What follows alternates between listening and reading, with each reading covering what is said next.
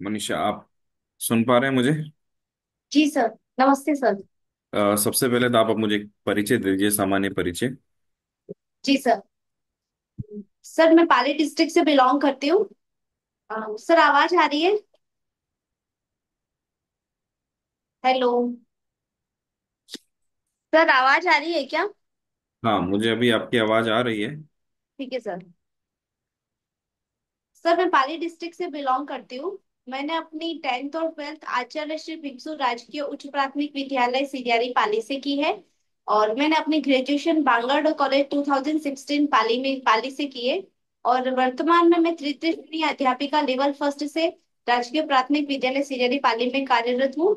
और मेरी हॉबी खो खो खेलना और ये मेरा आरएस में प्रथम प्रयास है। ओके। तो अभी आप लेवल 1 के टीचर हैं? जी सर। अच्छा। आपने बीएड किया है, बीएसटीसी किया है? सर मैंने बीएसटीसी की है। उसके बाद बीएड भी किए क्या? नहीं सर, बीएड नहीं की है मैंने। क्यों बीएड क्यों नहीं की? क्या प्लान में नहीं था बीएड का?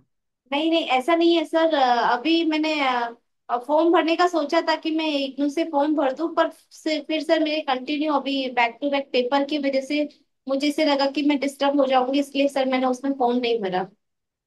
ओके। तो जैसे अभी आप सर्विस में हैं और उसके साथ बीएड कर सकते हैं क्या? सर डिस्टेंस लर्निंग जैसे कि इग्नू और एक कोटा ओपन यूनिवर्सिटी है, उससे सर कर सकते हैं। ओके।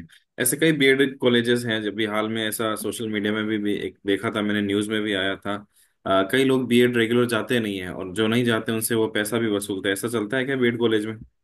सर काफी जगह पे सर ऐसा देखने को मैंने सर पर्सनली तो सर ऐसा नहीं देखा है, लेकिन हाँ सर मोस्ट ऑफ जगह पे ऐसा होता है कि बिना चाहे भी वहां पे वो उनकी जो फीस रहती है वो ले लेते हैं और एग्जाम के समय में बुलाते हैं।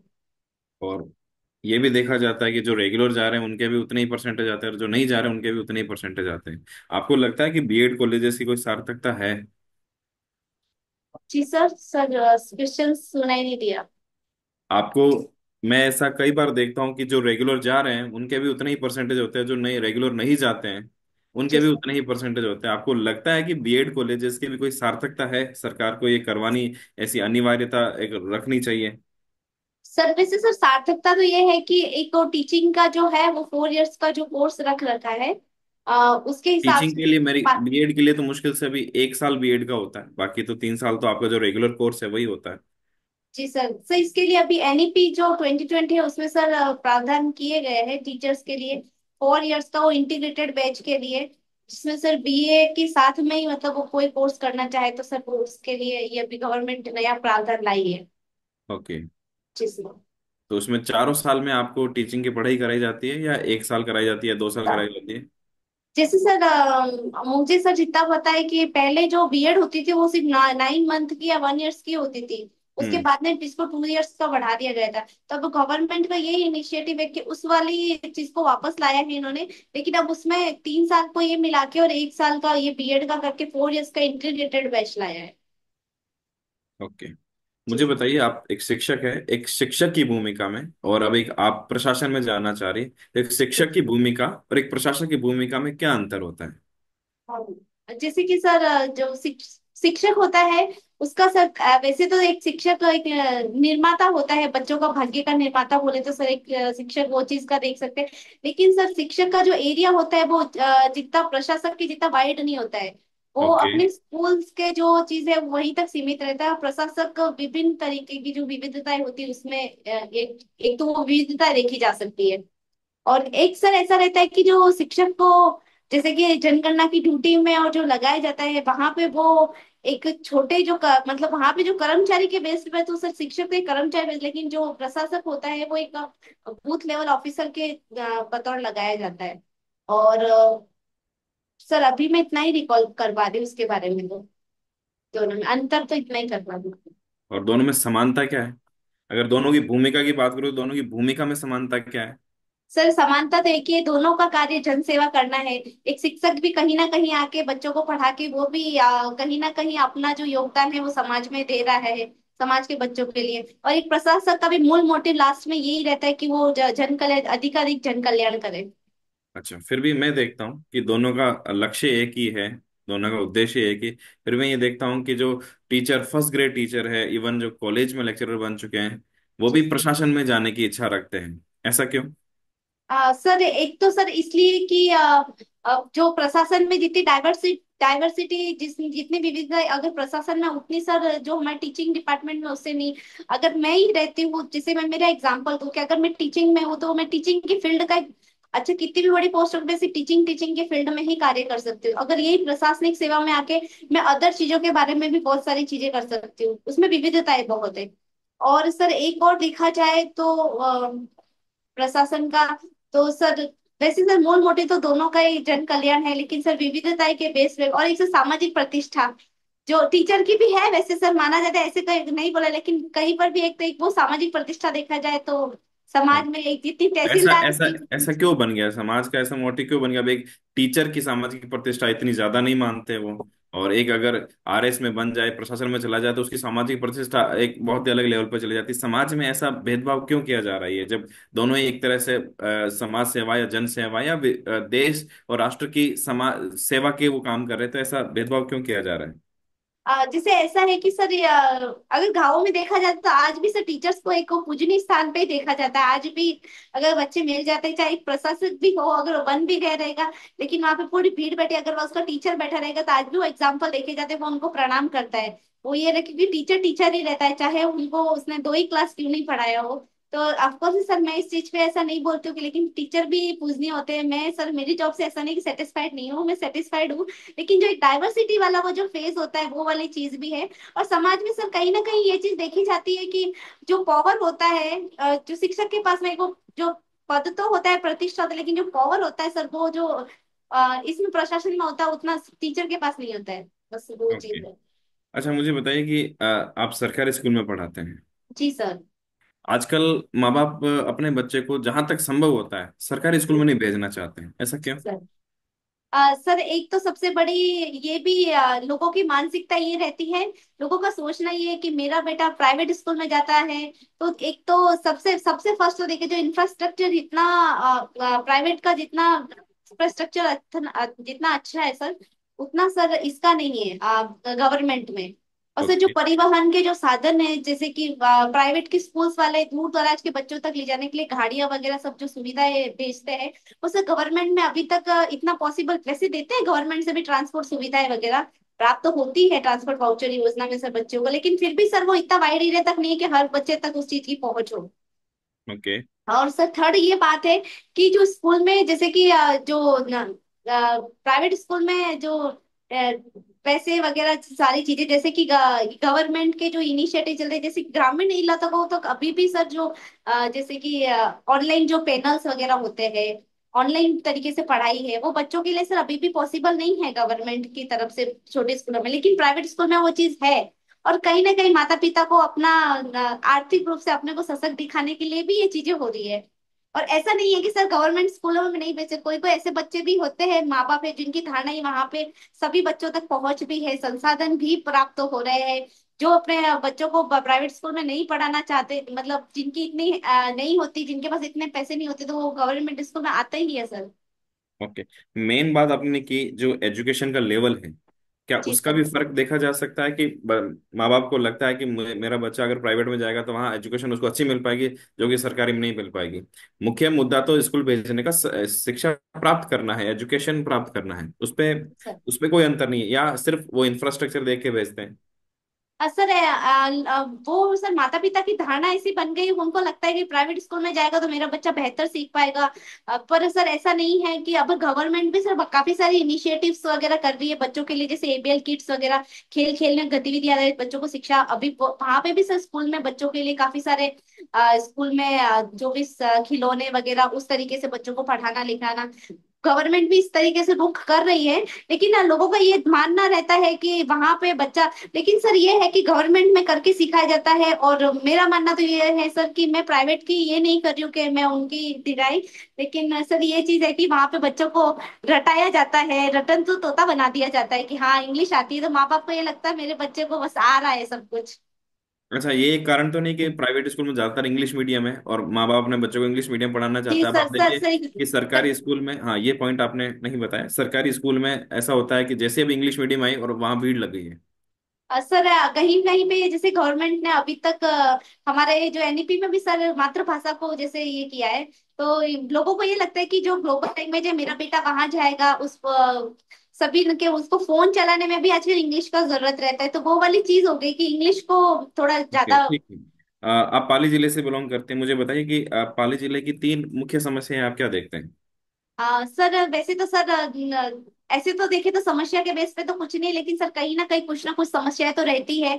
जैसे कि हमारे पाली जिले में एक औद्योगिक नगरी के नाम से फेमस है हमारा पाली जिला, रंगाई छपाई का कार्य काफी बृहद मात्रा में होता है। तो सर यहाँ पे सर जो जितना भी पानी निकलता है वो कलरफुल जो रंगीन पानी कुछ भी जो सीवरेज प्लांट वो प्रॉपर नहीं है सर, वो पानी कहीं ना कहीं जाके नदियों में इकट्ठा होता है। और वही पानी वहां के जो पशु पक्षी मानव पीते हैं को विभिन्न प्रकार से बीमारियां हो रही है जो वाटर ये सीवेज तो प्लांट। बड़ी सीरियस समस्या, आप बोल रहे कोई समस्या नहीं है।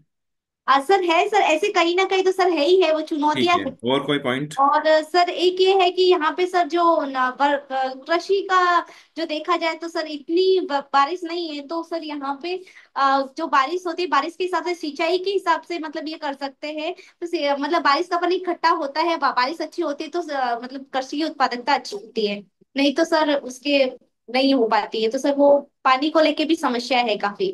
ओके। और सर एक सर यहाँ पे जैसे कि वो अभी जो बजरी खनन का चल रहा है, तो हमारे यहाँ पे सर वो भी काफी मात्रा में होता है, जिससे सर वो ट्रैक्टर टोले काफी बड़ी बड़ी मात्रा में भर के लेके जाते हैं, फिर वो सड़क की जो एफिशिएंसी है वो भी सर खराब हो रही है, सड़कें टूट रही है। ओके, ठीक है, कुछ फैक्चुअल सवाल मुझे बताइए कि पाली जिले में अभी तहसील कितनी है। सभी अभी वर्तमान में सर ऐसे तो सर 10 तहसील है, लेकिन अभी सर दो को सर रायपुर और झेतारन को शायद से सर अभी दूसरे में मर्ज करके सभी 8 तहसील है वर्तमान में। 8 तहसील है, और कितने जिलों से टच करता है पाली जिला, अन्य कितने जिलों से टच करता है। सर पहले से 8 से करता था, अभी 7 से करता है। और अभी विधानसभा सीटें कितनी रह गई है। सर विधानसभा सीट सर अभी वर्तमान में सर विधानसभा सीटें सर 7 है। 7 है, पहले कितनी थी। सर 7 ही थी सर, अभी सर के जेतारन को निकाल दिया जाए तो सर 6 है। पहले 6 थी या 7 थी। सर पहले 7 थी, अब 6 है। ओके। और कौन से संभाग में आता है पाली। सर जोधपुर संभाग में। पहले भी जोधपुर में ही था। जी सर। जोधपुर संभाग में अब कितने जिले आते हैं टोटल। सर पहले 6 आते थे, अभी 7 आ रहे हैं। अभी सर वर्तमान में 8 आ रहे हैं, पहले 6 आठ। आते थे अभी 8। ओके ओके, ठीक है। ललित सर, आप कंटिन्यू करें।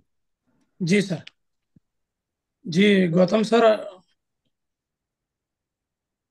जी गौतम हेलो। सर। हाँ जी सर। सर। जी sir.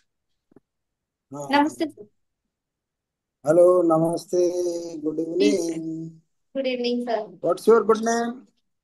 Sir my name is Manisha, Manisha Prajapati.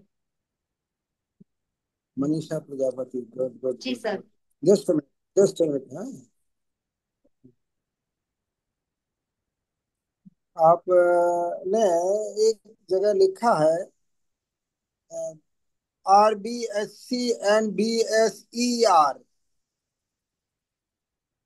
एक मतलब BSER, और एक मतलब दूसरी जगह शायद RBSC। What is the difference, दोनों में क्या डिफरेंस है? सर आरबीएससी तो sir Rajasthan senior board, BSC तो board of secondary education Rajasthan है। और RBSC Rajasthan senior education board sir, उसमें सर वो जिस दिन फॉर्म भरा था सर थोड़ा मिस्टेक हो गया था इसके लिए। आप एजुकेशन में हैं? जी सर।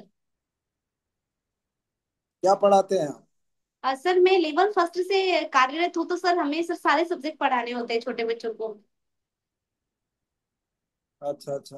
कौन जी सी सर। क्लास तक है आपका? सर फिफ्थ तक। कौन सी क्लास तक है? सर फिफ्थ तक, फिफ्थ। हैं? फिफ्थ फिफ्थ 5वीं तक। अच्छा अच्छा।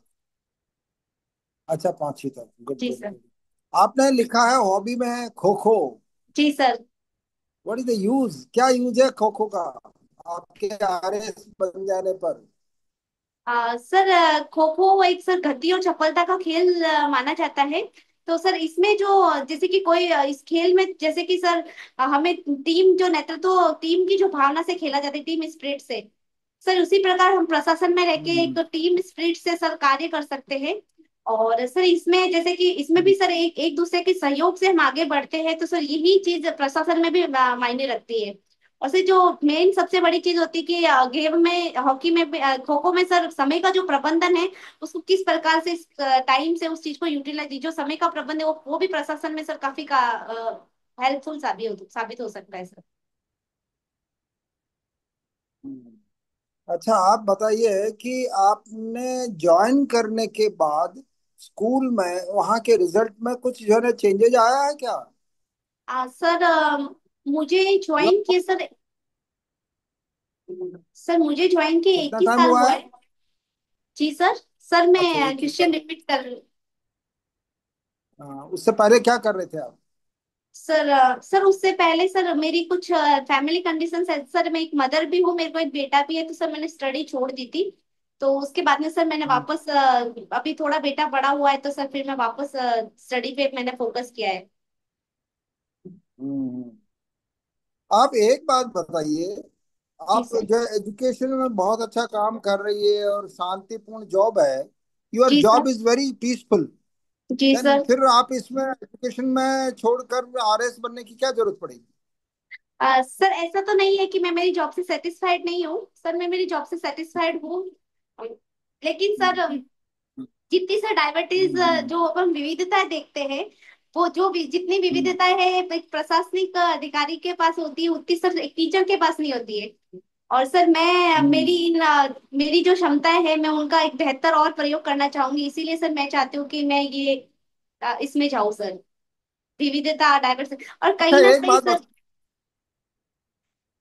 हम्म कहीं ना कहीं सर एक वो देखा जाता है कि आरएस में सर एक वो प्रतिष्ठा वाला वो भी चीज है सर, वो भी चीज मैं मानती हूँ कहीं ना कहीं। एक शिक्षक को भी प्रतिष्ठित एक जॉब है, वो भी अच्छे प्रतिष्ठा मिलती है, लेकिन सर एक वो परिवार के लिए एक समाज में एक जो प्रतिष्ठा है, वो भी सर एक कहीं ना कहीं मायने रखती है। मनुष्य क्या स्वभाव होता है, वो हर इंसान अपने एक्सीलेंस की तरफ जाना चाहता है।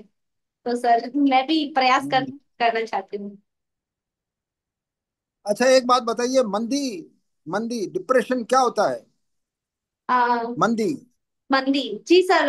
जब सर वस्तुओं और सेवाओं के जो मूल्य जितने मिलने चाहिए उससे भी कम मात्रा में अगर हमें वो अगर मिलता है अमाउंट, जिस जो प्राइस है उससे भी कम में, लागत से भी हमें कम में अगर मूल्य प्राप्त होता है, तो सर उसमें सर वो मंदी का दौर माना जाता है। अच्छा, एक बात बताइए, सबसे बड़ी मंदी कब आई थी दुनिया में? सर एग्जैक्ट नहीं पता, सॉरी सर। अच्छा, मैं बाद में बताता हूँ आपको। जी सर। अभी अभी की जो परिस्थितियां चल रही है उसमें मंदी का थोड़े दिनों पहले जो शुरू हुई थी, मंदी का क्या इफेक्ट है, मतलब आम जनता पर उसका क्या इफेक्ट होगा मंदी का? सर अगर मंदी आएगी तो सर जो घरेलू उद्योग या जो चीजें हैं जो बन रही है सर वो नहीं बिकेगी, तो जो उद्योगों को, लोगों को काम या रोजगार नहीं मिल पाएगा, तो सर आर्थिक रूप से नुकसान होगा उन्हें। आपने शेयर मार्केट के में कभी इन्वेस्ट किया है? नहीं सर, कभी नहीं। हम्म। अगर आपको इन्वेस्ट करना पड़े जी सर। तो कैसे करेंगे? आपको इन्वेस्ट कैसे करेंगे आप? सॉरी सर, मैंने किया नहीं, तो सर मुझे इस बारे में इतना आइडिया नहीं है। ड्रेन ऑफ वेल्थ क्या जानते हैं? क्या ड्रेन ऑफ वेल्थ क्या होती है? नहीं सर, सॉरी सर। अच्छा, हिस्ट्री आपने थोड़ा भी नहीं पढ़ी है? सर हिस्ट्री पढ़ी है सर, इकोनॉमिक्स का सर ये वाला जो है शेयर मार्केट वाला सर, ये नहीं पता है सर। धन निष्कासन क्या होता है? सर जो हमारे देश में जितना भी सर ये सिद्धांत दादा भाई नौरोजी ने दिया था कि जो अपने यहाँ पे जो जितना भी जो चीजें होती है, जो धन होता था, जो जितने भी ब्रिटिश लोग थे वो हमारे यहाँ से लेके धन उन्होंने वहां ब्रिटेन में भेजा था। तो धीरे धीरे से उन्होंने कोटेशन भी कहा था कि हमारा जो पैसा है वो गंगा किनारे, जो स्पंज गंगा किनारे तो सोखता है, और सर एक वहां की नदी का नाम एग्जैक्ट में रिकॉल नहीं कर पा रही हूँ अभी, वहां पे थेम्स के किनारे जाके निचोकता है, मतलब यहाँ का पैसा वहां लेके जाए, तो सर इस सिद्धांत को उस तरीके से जोड़ा गया था कि धन निष्कासन। ड्रेन ऑफ वेल्थ और धन निष्कासन तो एक ही तो वर्ड है। सर मैंने एग्जैक्ट सर, एक तो आवाज क्लियर नहीं आ रही, तो सर प्रॉपर सुनाई नहीं दे रहा है। अच्छा अच्छा अच्छा। जी सर। ये दादा भाई नौरोजी ने कब दिया था ये सिद्धांत, सॉरी सर, एग्जैक्ट क्लियर नहीं पता है। धन निष्कासन का? हाँ सर, एग्जैक्ट ईयर नहीं पता है सर। अच्छा अच्छा अच्छा। आप अगर आरएस बन जाएंगे तो क्या करेंगे सबसे पहले प्रदेश के लिए आप? आ, सर, मेरा तो ये सर ये रहेगा कि मैं मैं एक ग्रामीण इलाके से सर मैं बिलोंग करती हूँ। तो हमारे यहाँ पे सर ऐसा है कि बच्चों को पढ़ाया तो जाता है, जैसे कि वो उनको हम्म। 8वीं 10वीं तक क्लास पढ़ा देंगे पारे। लेकिन जो उच्च शिक्षा में है सर, उनका अगर उच्च शिक्षा करवा भी देंगे तो सर जॉब में इतना बच्चों को मतलब नहीं भेजा जाता है। तो मेरा ये मोटिव रहेगा कि मैं सबके मतलब मैं कोशिश करूंगी कि वहां पे जाके जहाँ पे बच्चियां पढ़ रही है उनके माता पिता को खुद जाके या फिर ऐसे रोल मॉडल प्रस्तुत करूंगी। वहां के जो सरपंच होंगे कोई होंगे उनके साथ में मिली जनसभाएं करके उन बच्चों को आगे ले जाने की कोशिश करूंगी, जो उन्होंने अपनी पढ़ाई करने के बाद में। आपने क्या, आपका सब्जेक्ट क्या था? सर मेरी हिंदी, हिस्ट्री और इकोनॉमिक्स था सर। अच्छा, हिस्ट्री रही है आपके ग्रेजुएशन हाँ तक? जी सर। अच्छा अच्छा अच्छा। Hindi, history and economics sir. Economics तो जी बहुत सर। अच्छे सब्जेक्ट थे। जी इकोनॉमिक्स में आपने क्या सीखा है? सर मैंने अर्थशास्त्र का सबसे बड़े अर्थशास्त्री कौन थे पहले, जो है भारत के सबसे पहले? सर भारत के सर एग्जैक्ट मुझे कैसे सर, मैंने डिस्टेंस डिस्टेंस लर्निंग से किया है तो सर इनकी झलक बता सकती हूँ, एडम स्मिथ थे। पर एग्जैक्ट सर मुझे चीजें इतनी रिकॉल नहीं है जैसे कि। चाणक्य का नाम सुना है आपने? जी सर, चाणक्य का नाम सुना है सर। उसके साथ सात अंग्रेज राज्य के कौन से बताए थे उसने? Sorry sir. हम्म, अच्छा अच्छा। चलिए, आपको मैं क्वेश्चन आपके इसके आंसर्स बाद में डिस्कस करता हूँ, ललित जी सर सर। देंगे उसके। जी जी सर, सर। जी जी सर। जी मनीषा जी। जी सर। अ, ट्रंप ने रेसिप्रोकल टैरिफ को जी सर। 90 दिन के लिए रोका है। जी सर। क्या होता है reciprocal tariff? Sir reciprocal tariff sir उन्हें बोलते हैं जैसे कि अगर किसी और देश से जितना टैरिफ लगाया जाता है तो उनका कहना है कि हमारे ऊपर जितना टैरिफ लगा है बदले में हम भी उनके ऊपर उतना ही टैरिफ लगाएंगे। तो जो एक दूसरे के सामने जो उन्होंने जितना लगा वो भी सामने वाला उतना ही टैरिफ लगा, सो उसे रेसिप्रोकल टैरिफ कहते हैं। नहीं तो इससे तो पूरी दुनिया में काफी विपरीत स्थितियां उत्पन्न हो गई। जी सर। क्या कारण हो सकते हैं? सर अगर से दूर दूर दृष्टि से देखा जाए तो सर ये कहीं भी किसी भी हिसाब से सर ये सही कदम नहीं है, क्योंकि इससे सर एक अस्थिरता आ जाएगी। सही और कदम सही क्यों नहीं है? अगर कोई हमारे ऊपर टैक्स लगा रहा है और हम उस पे लगा रहे हैं तो इसमें गलत क्या हो सकता है? सर गलत जैसा तो कुछ नहीं है, जैसे कि सर वो विकसित देशों की श्रेणी में आते हैं और अभी बाकी के जो काफी देश ऐसे हैं जो सर अभी तक विकसित हुए नहीं हो, विकासशील श्रेणी में है। तो सर ऐसे अगर उनके ऊपर ये चीज होती है तो सर उनका जो उनका मुकाबला इनके हिसाब से करके तो सर उनकी फिर वो कभी भी जो अर्थशास्त्र की जो इकोनॉमी है वो सर कभी बूस्ट हो ही नहीं पाएगी। ठीक। ये बताइए कि इसका विरोध होने के 4 पॉइंट्स बता दीजिए, विरोध के कारण। सर विरोध के कारण सर फर्स्ट कारण तो यही है कि जो विकासशील देश है उनके उनके द्वारा इतना अगर टैरिफ दिया जाएगा तो उनकी इकोनॉमिक्स में ज्यादा असर पड़ रहा है। उनके ठीक जो है। सेकंड। उनके उद्योग धंधे नष्ट हो रहे हैं जो उनके बाकी सेकंड पॉइंट बताइए। उनके जो घरेलू उद्योग धंधे हैं उनके ऊपर काफी फर्क पड़ रहा है। और सर थर्ड ये है कि वहाँ की जो लेबर जो है उनका कहीं पे अगर कोई चीज के ऊपर टैक्स ज्यादा लग गया तो वो चीजें वहीं के वहीं पड़े तो साथ वहां पे मंदी का दौर भी स्टार्ट हो जाएगा अगर ये ठीक ज्यादा है। लंबे समय तक। 2 पॉइंट तीसरा। और सर फोर्थ ये है कि जो सर अभी एग्जिट में इतना ही रिकॉल कर पा रही हूँ। ठीक। अच्छा, अभी रेपो रेट को कम किया गया है। जी पढ़ा है सर। आपने? पढ़ा आपने ये? हाँ सर, रेपो रेट पढ़ा है सर। क्या होती है repo rate? Sir reserve bank अपने जो ब्याज दे मतलब अन्य बैंकों को सर ब्याज देती है, उसको सर अन्य बैंकों को जो मतलब अल्पकालीन ऋण प्रदान करती है सर उसको रेपो रेट बोलते हैं। ओके। तो रेपो रेट बढ़ने और घटने से क्या प्रभाव होता है? सर अगर आर्थिक आर्थिक स्थितियां सर अगर ज्यादा अगर आर्थिक स्थितियां ज्यादा अन तरीके से हो जाती है तो सर ऐसे सर मैं एक्सप्लेन नहीं कर पा रही हूँ, पर मुझे पता है कि अगर ज्यादा महंगाई बढ़ जाती है, मौद्रिक नीतियां ज्यादा ही हो जाती है, तो सर इसके लिए रेपो रेट दिया जाता है ताकि लोगों को अगर अमाउंट मिलेगा, लोन मिलेंगे तो अधिक मात्रा में सर निवेश कर पाएंगे कुछ औद्योगिक चीजों में वगैरह। तो इसलिए सर ये, और जब सर लिक्विडिटी ज्यादा बढ़ जाएगी तो सर यही गवर्नमेंट रिवर्स रेपो रेट का भी एक करती है, जिसमें वो स्वयं अन्य बैंकों से वापस उधार लेके उस चीज को वापस नियंत्रण में लेती है। ओके। ये साख नियंत्रण के उपकरण, जी सर। साख क्रेडिट कंट्रोल मेजरमेंट्स, साख नियंत्रण के उपकरण, ये क्या होते हैं? Sorry sir. अच्छा, साख क्या होती है? साख क्रेडिट। सर एग्जिट सर मैं अभी रिकॉल नहीं कर पा रही हूँ, सॉरी सर। अच्छा, ये बैंक रेट और सीएसआर और ये जो रेपो रेट और ये सब पढ़ा है आपने? सर पढ़ा तो है। Okay okay. अच्छा, अभी नौसेना को 26 राफेल मरीन मिल रहे हैं। 26 राफेल मरीन, जी सर। बताएं इसके बारे में। सर मैंने आज का सर करंट पढ़ा नहीं है तो उसके लिए। चलिए, एक पॉइंट बता दीजिए कि भारत को क्या इतने हथियार विदेशों से खरीदने की आवश्यकता है, जबकि दूसरी तरफ हमारे यहाँ बहुत ज्यादा समस्याएं हैं। नागरिकता, ये गरीबी, बेरोजगारी ऑलरेडी है, और हम लोग रक्षा क्षेत्र में इतना पैसा लगा रहे हैं। जी सर। सर हमारा जो भारत है सर, वो सर वो विकासशील से विकसित देश की श्रेणी में सर जा रहा है।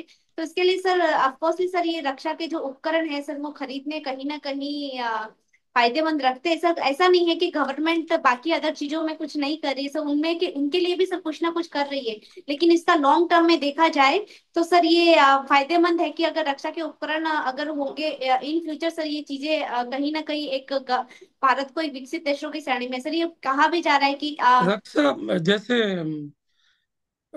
फाइटर प्लेन्स बढ़ने से हम विकसित कैसे होंगे? आ, सर 2028 तक ऐसा माना जा रहा है कि इसको भारत को मतलब तीसरी बड़ी अर्थव्यवस्था के रूप में देखा जाएगा। नहीं, वो ठीक है। जी सर। रक्षा उपकरणों का अर्थव्यवस्था के विकास से क्या संबंध है? जैसे कि अगर कोई ना कोई सर अगर आपदा आ जाती है, अगर ये चीजें पहले से हमारे पास होगी तो हम इसके लिए तैयार रहेंगे। तो इसीलिए सर इन चीजों पे इन्वेस्ट किया जा रहा है। ओके।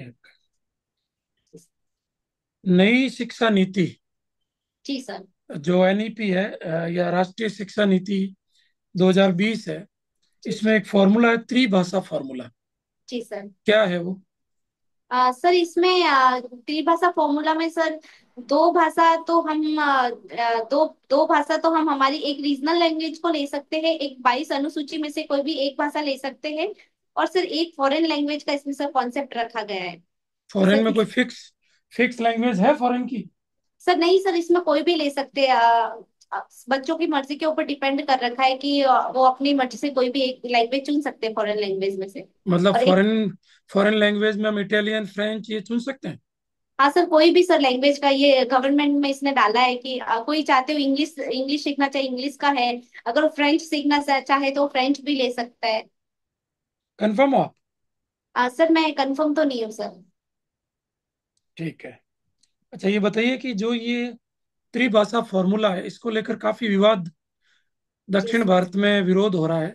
जी क्या सर। कारण हो सकता है? सर इसमें सर कारण देखा जाए तो सर उन्हें ऐसे लग रहा है कि उनके ऊपर सर ये भाषा है सर जो थोपी जा रही है, क्योंकि वो बोल रहा कि किसी के लिए मतलब वो हिंदी को इतना नहीं तब उनका कहने का मतलब कि हम हिंदी का सम्मान तो कर रहे हैं, लेकिन हमारे ऊपर ये लैंग्वेज थोप के मतलब इसमें आप उसके ऊपर पाबंदी करके हमें मतलब ये चीज के लिए मत करो। तो सर दक्षिण भारत के लोगों को ये लगता है कहीं ना कहीं कि उनके ऊपर भाषाओं को लेकर थोपा जा रहा है। तो सर इसके लिए गवर्नमेंट ने ये भी किया है कि उनके जो फंड वगैरह है सर वो भी रोक दिए गए। कौन से फंड? सर जो गवर्नमेंट को शिक्षा के क्षेत्र में सर जो कर प्रदान किए जाते हैं, जो शिक्षा के लिए जो दिए जाते हैं अमाउंट सर, उसको शायद से सर मैंने पढ़ा है कि उसको रोक दिया गया है। अच्छा। जी सर। हम्म। चलिए, आपके लिए लास्ट क्वेश्चन है। ब्लू जी सर। फ्लैग क्या है? Blue flag. Blue flag. Sorry sir, मैंने नहीं पढ़ा है। ठीक है जी। गौतम सर रिव्यू करें।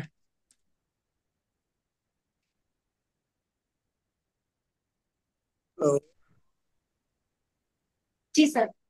इनका जी, मैं थोड़ा सा लेट आपसे जो है ना वो हुआ था। मैंने आपसे पूछा था एक क्वेश्चन कि जी मंदी का मतलब कब आई थी और उसका क्या इफेक्ट हुआ था। जी सबसे सर। बड़ी मंदी, जी सबसे बड़ी मंदी, आप जो है ना, आपने ध्यान हो तो आपने हिस्ट्री में नहीं पढ़ा है क्या? 1929 में आई थी बहुत बड़ी मंदी, और 1929 से 1933, 34, 35 तक उसका असर रहा था। क्यों हुआ था वो मंदी? क्योंकि फर्स्ट वर्ल्ड वॉर के बाद में, यू आर फॉलोइंग, आपको जो है ना, ये एक मिनट, जस्ट मिनट इसकी, हाँ।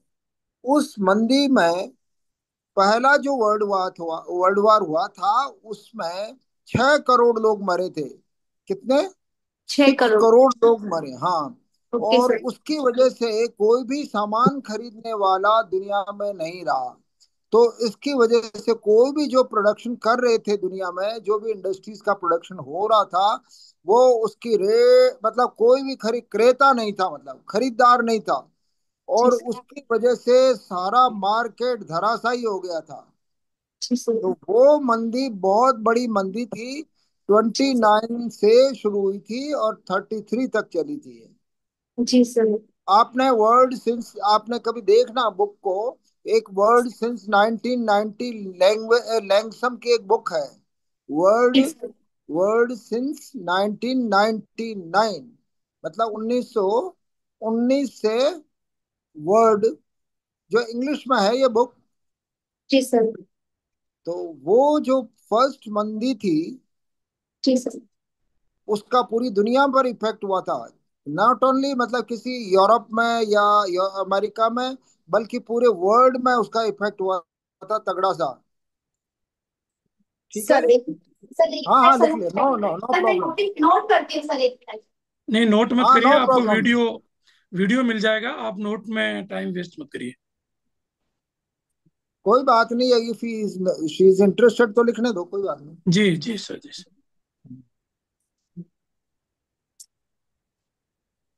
जी सर। हम्म आप शॉर्ट में नोट करें, आपको वीडियो मिल जाएगा इसका। ठीक है सर। हम्म तो ये जो आर्थिक मंदी आई थी दुनिया में, वह जी सर। वो जो आई थी 1929 से शुरुआत हुई थी और 1933, 34 तक चली थी। जी सर।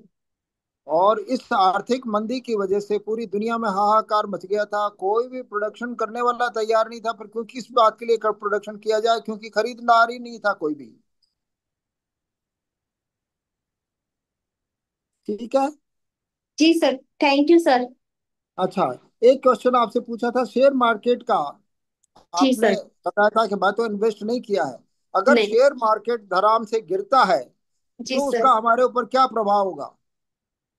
हाँ। शेयर मार्केट अगर गिरता है, दो जी सर। तरह, बहुत कई सारे असर होते हैं। लेकिन खास तौर से, जैसे इन्वेस्टर है, भारत के इन्वेस्टर है या बाहर के इन्वेस्टर है, तो उनका जैसे किसी का 1 करोड़ रुपया लग रहा है, या 500 करोड़ लग रहा है, 100 करोड़ लग रहा है, वाट एवर लग रहा है। जी अगर सर। उसका मार्केट डाउन होता है तो उसकी रेट्स जो है ना वो बिल्कुल जो है ना डाउन हो जाती है, और एक एक ही दिन में वो बहुत जो है ना करोड़ों रुपए के लॉस में आ जाता है।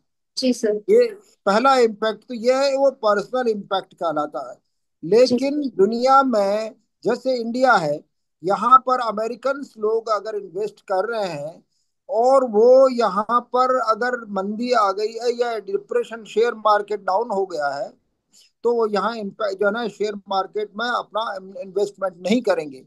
उसका क्या प्रभाव होगा कि इन्वेस्टमेंट नहीं आएगा तो हमारी फॉरेन एक्सचेंज निश्चित रूप से जी डाउन हो जाएगी। तो हमारे जो फॉरेन रिजर्व है, उस पर भी शेयर मार्केट का बहुत बड़ा असर होता है।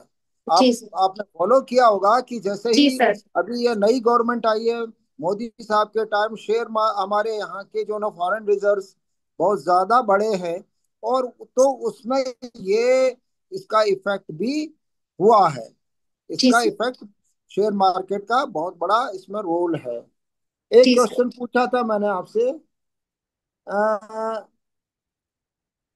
आपने sorry, drain of wealth, drain drain of wealth तो आपने बताया था कि ये जो ना दादा भाई नौरोजी ने दिया था, लेकिन ये कॉन्सेप्ट दादा भाई नौरोजी ने कब दिया था?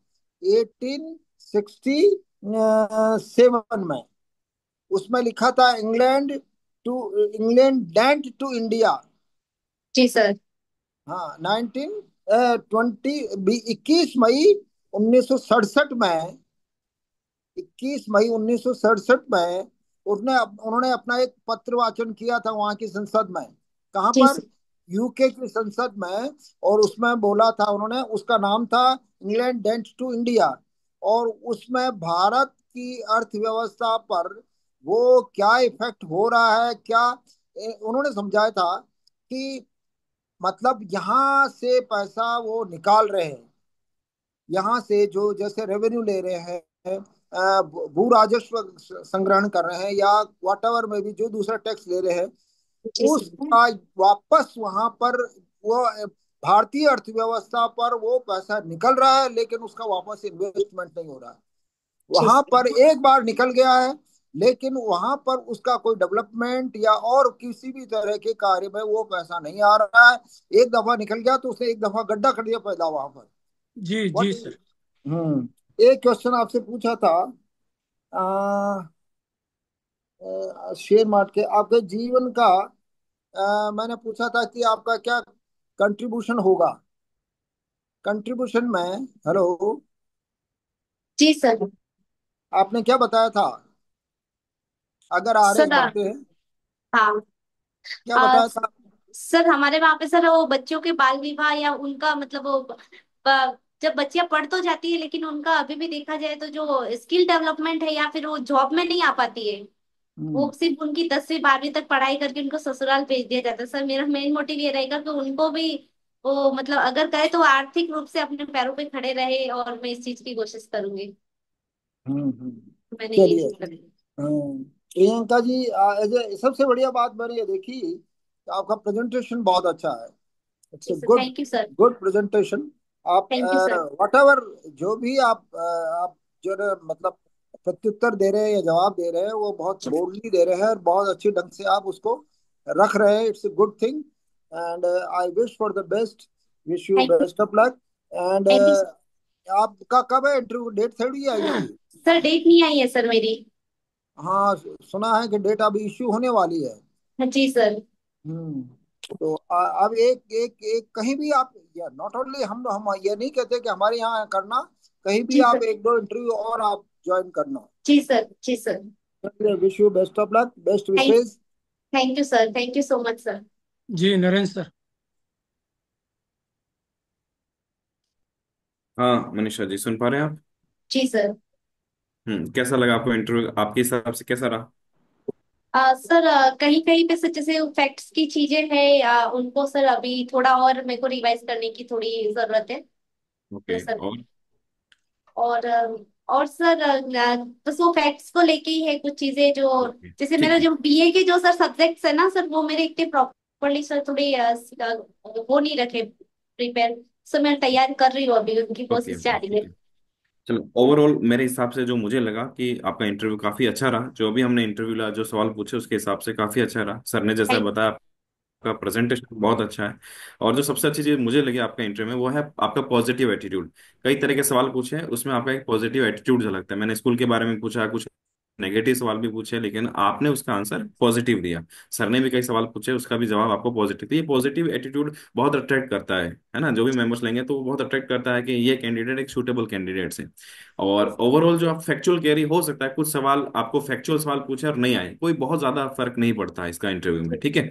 फिर भी कोशिश करना फैक्चुअल सवाल में, जैसे जो करंट अफेयर्स चल रहे हैं, जैसे दिल्ली के जो न्यूज पेपर्स आ रहे हैं, उनको आप बहुत अच्छे से पढ़ के जाना। उन पे यू। कंसेप्ट क्लियरिटी आप जरूर करके जाना, और इनकमिंग है ना। वॉइस कॉल बाकी फ्रॉम Verizon you. ओवरऑल सारी चीजें अच्छी है। जैसे आप ललित सर, आप म्यूट कर दीजिए, शायद कुछ आवाज आ रही है। जी सर। तो ओवरऑल बहुत अच्छा है, आपका प्रेजेंटेशन अच्छा है, वॉइस अच्छा है, पूरे इंटरव्यू में देखा कि आपकी स्माइल बनी रही है, वो एक पॉजिटिव वाइब्स देती है इंटरव्यू में, है ना। इस तरह की इसी तरह की बॉडी लैंग्वेज को आपको बनाए रखना है। एक दो जगह जो मुझे लगा वो चीजें मैं बता देता हूँ, ठीक है। जैसे कई जी बार सर। आंसर थोड़े लंबे हो रहे हैं आपके, तो कोशिश कीजिए टू द पॉइंट बताना है। ज्यादातर इंटरव्यू मेंबर भी जो है वो आपको टू द पॉइंट आंसर, जैसे 3 पॉइंट बचे तो 3 पॉइंट में टू द पॉइंट 1 2 3 इस तरह से बता देंगे तो ज्यादा अच्छा रहेगा, ठीक है। और एक दो जगह जैसे आपको भी लग रहा था, आपने बोला कि सर मुझे पता तो है लेकिन मैं एक्सप्लेन नहीं कर पा रही हूँ, जी सर। है ना। तो ऐसे 2 3 जगह ऐसा आया कि आपको पता है लेकिन आप एक्सप्लेन नहीं कर पा रही है।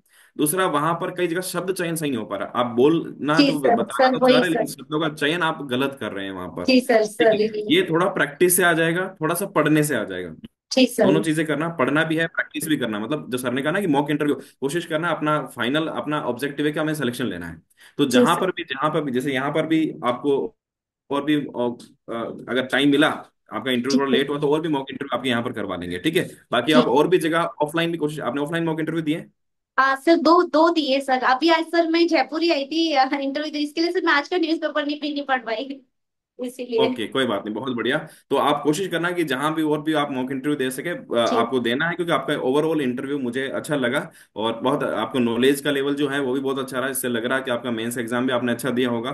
जी वाइड नॉलेज आपकी हर एक बिंदुओं पर है, आपने कोशिश की, लेकिन जहां जैसे जो ललित सर ने सवाल पूछे हैं वहां पर आपको थोड़ा सा और वर्क करने की जरूरत है, क्योंकि इंटरव्यू में जो मेंबर हैं वो भी न्यूज़पेपर से काफी सवाल पूछेंगे, जी ठीक है। सर। और बाकी थोड़ा सहज होकर बोलना है आपको, धीरे, मतलब थोड़ा स्पीड फास्ट है, आप थोड़ा सा उसको आप मेंटेन कर सकते हैं, जी ठीक है ना। सर। ओवरऑल हमारी तरफ से आपको बेस्ट ऑफ लक कि आप अच्छा करें। Thank you sir. ओके। जी मनीषा जी। जी सर। अ, भाषा शैली बहुत अच्छी, स्माइल नेचुरल, और पर्सनालिटी में कोई कमी नहीं। जी व्यक्तित्व के हिसाब से आप अच्छा परफॉर्म कर रही हैं। तो दो जी पार्ट में जैसे मूक को देखे हम, तो इंटरव्यू जी पार्ट, नॉलेज पार्ट और पर्सनालिटी पार्ट। तो जी सर। नॉलेज पार्ट में जब आप कहीं कहीं चूकती हैं तो उसमें फिर आप अनुमान को भी उतने ही कॉन्फिडेंस से बताने लगती है जितना कि बिल्कुल। रियल को बता रही हैं। तो ऐसा नहीं करें, क्योंकि अगर आपको अनुमान ही लगाना है तो थोड़ा परमिशन से लगाइए, है जी ना। सर। पूछिए कि सर मैं अनुमान लगाना चाहती हूँ।